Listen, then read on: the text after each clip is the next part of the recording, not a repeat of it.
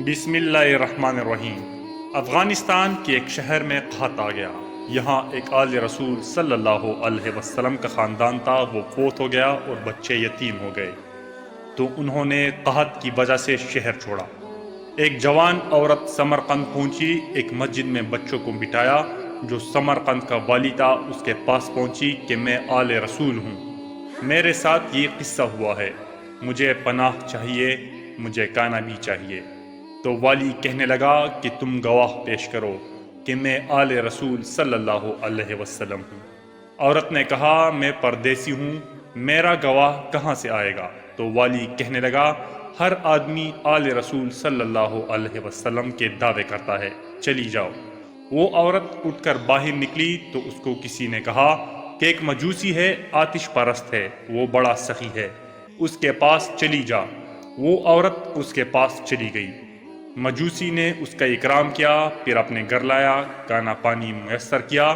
پھر رات کو والی سمرقند نے خواب دیکھا کہ جنت میں اللہ کے نبی کھڑے ہیں اور ایک بڑی عالیشان محل ہے۔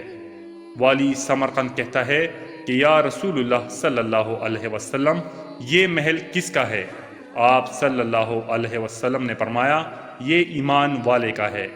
والی سمرقند نے کہا کہ یا رسول اللہ، میں بھی ایمان والا ہوں۔ آپ صلی اللہ علیہ وسلم نے فرمایا کہ اپنے ایمان پر گواہ پیش کرو۔ تو والی سمرقند کا رنگ پیلا پڑ گیا۔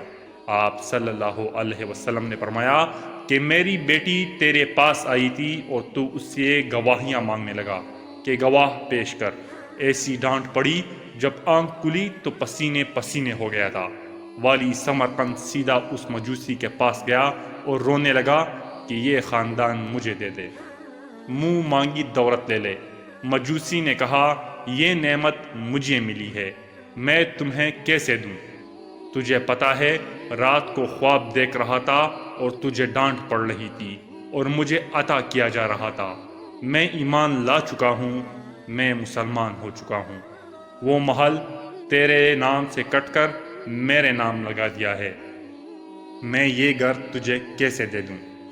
محل کے باہر تجھے ڈانٹ پڑ رہی تھی اور میں محل میں کڑا کڑا سن رہا تھا۔